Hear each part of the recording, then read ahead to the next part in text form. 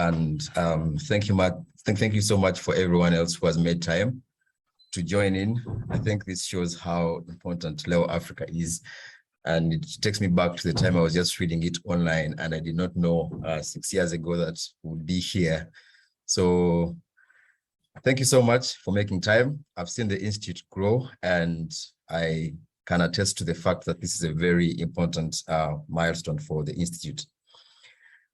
Distinguished guests, directors, and staff of Leo Africa Institute, faculty members, partners, ladies and gentlemen, good morning.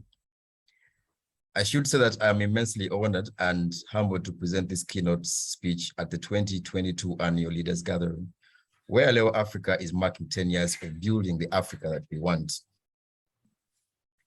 Leo Africa's 10-year milestone causes all of us to reflect on what has been the past 10 years of its work.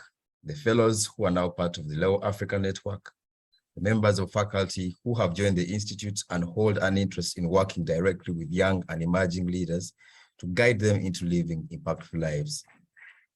It is important to realize the Leo Africa Institute is marking 10 years at the mark of the Agenda 2063, which shares a theme with the Institute, which is the Africa that we want. If you've read, you realize that Agenda 2063 is a shared framework for inclusive growth and sustainability in Africa, and importantly, the role the young people are supposed to be playing in the implementation of this agenda. So as we gathered here today, what is a shared sentiment is that the Institute has meant that these young people from different African countries are not alone in the leadership journey, but that the Institute has provided a platform where thought leaders can share, learn from each other, and pick up tools they need as leaders, whose work ultimately fits into the aspirations of Agenda 2063. As the Institute and the conception of Agenda 2063 shares this 10-year mark, we acknowledge the importance of building this network of thought leaders that stretches over different African countries and the work of these champions in our own communities. After turning 10, one is forced to look in hindsight and reflect on the choices made, the goals strived for, and the goals that they might have failed at, or may have taken up their own lives outside of us. So I urge us as leaders to do some self-reflection of our own leadership journeys since we came to associate with the Institute, and use these as the building bricks for how we can intend to grow Leo Africa in the next 10 years while sustaining what has been achieved by the Institute. Undoubtedly, Leo Africa's work over the past decade has been to build a network of leaders doing diverse work such as civil servants, entrepreneurs, professionals, academics, and champions in important spaces such as mental health, sexual and reproductive rights for young people, and climate change, which ultimately are looking towards achieving the aspirations of Agenda 2063. Leo Africa has done the significant work of creating a distinguished and much needed network for these leaders, and the annual leaders gathering today is a reflection of this noble work. And as leaders, we need self-reflection on whether our work, our choices, strategies, and even aspirations are looking towards building the Africa that we want, which in turn is a building block that Leo Africa has been working on for the last 10 years. And more importantly, how the achievements built over the past decade can be sustained as we grow as leaders and continue to do our respective important work while growing the Institute, because in the end, our work is reflective of the ideals shared by the Institute. The Leo Africa Institute has built strong networks through an in-depth understanding of the architecture of African societies, why they function in certain ways, and then guided young leaders on how to navigate our society as champions for the work that they do. Today, I reflect on my journey with the Institute as part of the inaugural YELP class of 2017. Never in my life had I met a group of young people with a strong, palpable, transformative works that they're doing, a desire to see a better Africa. And I should say I was really humbled when I met a diverse group of young people who strongly presented their ideas and beliefs and respected each other's opinions. And years later, these young leaders continue to hold on to their thread and stay in the arena. And just to say, some have even ushered in new management. This is something that Raymond Mejoni should be asked what it means. I urge us all to reflect on when you started out as a fellow, the leadership journey that you have embarked on, and you continue to journey through what you have learned from Leo Africa and the network that you have built that continues to share these ideals. This 10-year mark is momentous for us as part of Leo Africa Network. We should look back and then look forward to drawing the blueprint for the Institute's work for the next 10 years and how we can sustain what has been achieved in the past decade. And for us as leaders, the Institute has allowed us to share a space where we can be vulnerable and still be safe to share our leadership journeys. And I'll always remember all these sessions where every time a session is starting, Awel will always ask us, so how are you besides the things that you're doing? So it always made us feel so vulnerable, but safe. As many of us come to know by now, leadership can be lonely. And it is the members of the Institute and the network and your core fellows and this community that Leo has carefully and intentionally grown that will keep you grounded. It goes without saying that Leo has actually achieved what it set out to do. The next 10 years are going to be a reflection of the leaders that have been nurtured through this institute, such as ourselves here today. And this is very important. This is a journey of continuous learning and reflection as we continue to build character and legitimacy. Living out our purpose means grounding ourselves in the foundational values that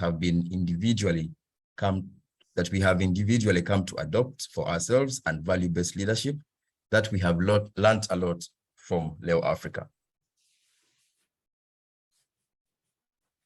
The next 10 years in the future of young leaders in Africa today is going to be influenced by the realities that we are facing now and those that we faced in the past decade. We have seen intentional activism in crucial spaces like African feminism, mental health, young people's reproductive rights, realization of neo-colonialism, and democracy in Africa. And this will be reflected in stronger societies and not just strong institutions in these spheres and the emergence of a breed of young Africans who easily recognize these societal problems and immediately align themselves with these fights. And for the leaders in this gathering today, and those that are part of the network, the reality of leadership in African communities is that it does not work in a vacuum. It is lived and applied daily in the spaces where we work and champion our ideals.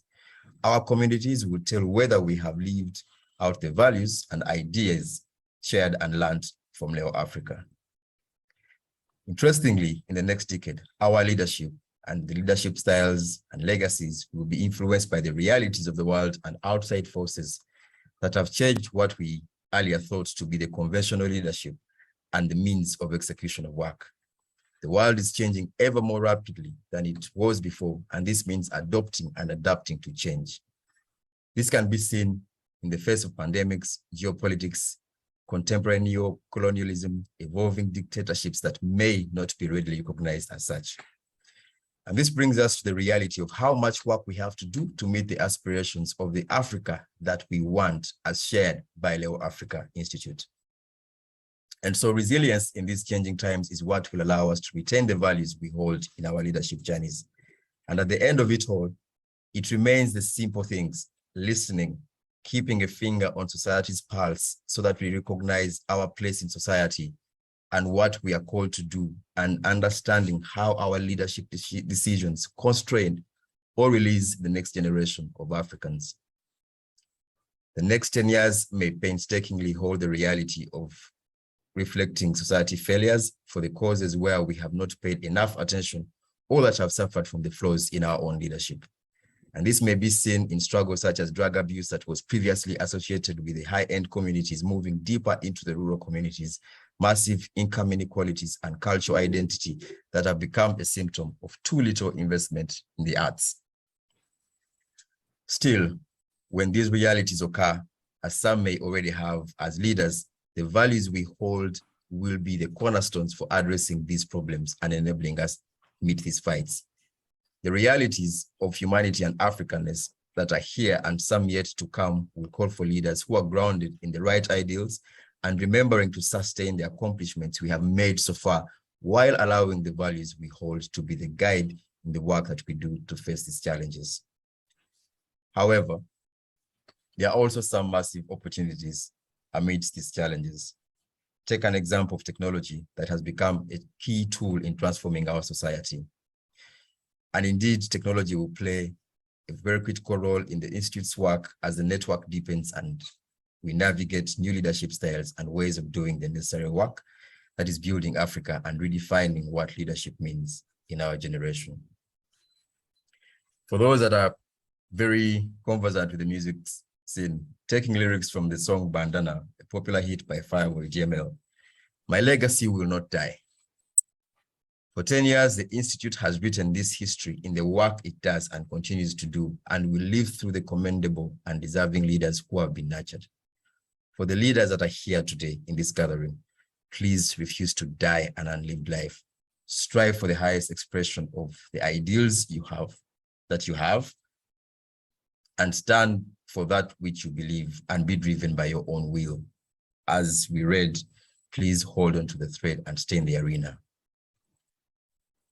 A day such as this is a key milestone for us to reflect on the great work of Leo Africa and looking back on how far it has come in nurturing young leaders through its network of YELP and Huduma Fellow. And because of this, the bar has really been set so high, and we have the task to live up to the ideals shared by the Institute and carve out the next 10 years. I doubt that in 2014, when Awel and his group were envisioning this, I don't think they really understood what they were going to face, because the last decade has seen so much change that has tested the very principles that they have set out to do.